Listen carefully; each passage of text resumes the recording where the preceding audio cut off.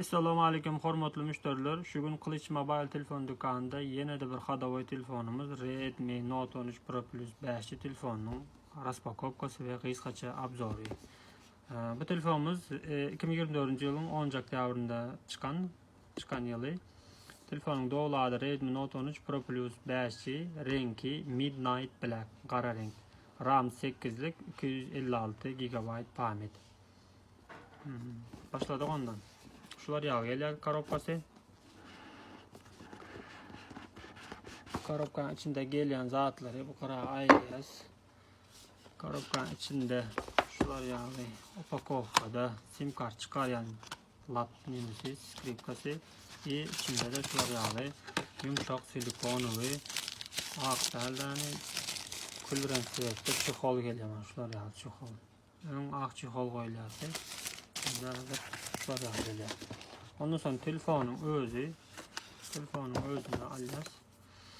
Telefonun Note 13 Pro Plus 200 megapiksel esası karakteristikler yazılmıştaydı. Optik stabilizasyon, display 120 Hz AMOLED ekran, prosesörü MediaTek Dimensity 72 Ultra, akkumulyator 5000, zaryadka, bыстро zaryadka, 120 Watt zaryadka içinde gelesi. Защита от воды и poli sudan qorağı var, IP68.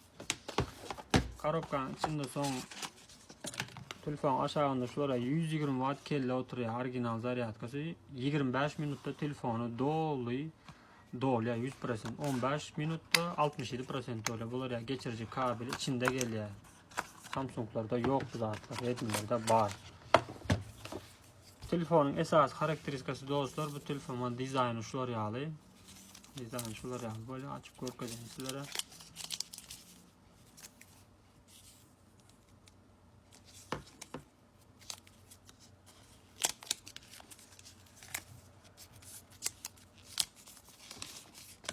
Seyreden dostlar, ne ovadan telefon. Redmi Note 14 Pro Plus'tan şu telefon xas ovadan dizaynı. Benim fikrime göre. Ekran avalın ekran, ekran, kaptalgı işaret ya. Ekranın razmeri, ekran AMOLED ekran otur. Razmeri 6.67 düğüm. 120 Hz ekran i maksimalny yarkız 1800 nit. Dolby Vision var.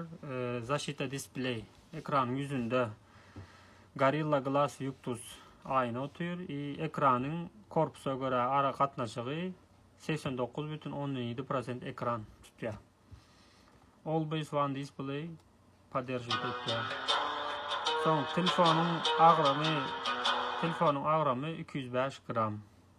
Sudan koruyuculuğu var. Arkası steklo. Kaptalı ramkası metal bolkutuyam. Metal ağırlığı 205 gram. Renkleri bu telefonun renkleri qara renkte geliyor. Esas 4 tane rengi var. Qara, ak, yaşıl, zeleni, fiyoletovi rengi oluyor. Atpıçatkası telefonun ekranda geliyor. İçindeki prosesörünü aytdım. MediaTek 72 Ultra. Yan prosesör 8 yadırını oynap oluyor. Şunda PUBG oyun, belki oyunlar oynap oluyor. Razmer transistor prosesör 4 nanometre. Grafikası Mali G610. Bu telefonun pametinin nakil görünüşleri var. Telefonun pametinin görünüşleri 8 ramlığı var, 12 ramlığı var, 16 ramlığı var. Rami. Pameti 256, 512 oluyor. 1 terabaytlık yok yanında. 8 RAM 256. Şu telefonun özü şu an 8 RAM 256. 12 512 legam var. 16 512 yamol Çina versiyada geliyor. Global versiyada dinle 12 512 geliyor. İçindeki pametinin tip nakapitleri UFS 3.1 geçiriciliği. Şu telefon içinde yam tak yakıp görkezeyim size. 50% zaryadı geliyor telefonun. Şu an yani telefon zagruzka etti ya. İçinde Android 13 oturuyor. Şu karopkadan içinde Android 13 koyulan. Abaloçkası MIUI 14.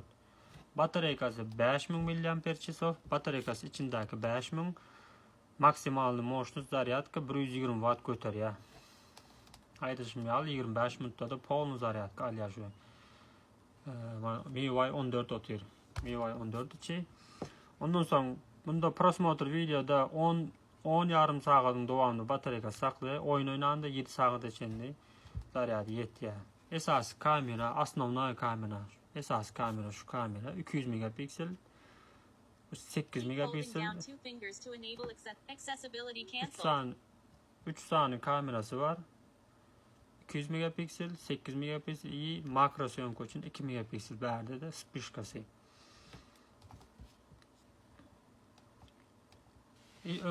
Ön kamerada selfie kamera 16 megapiksel.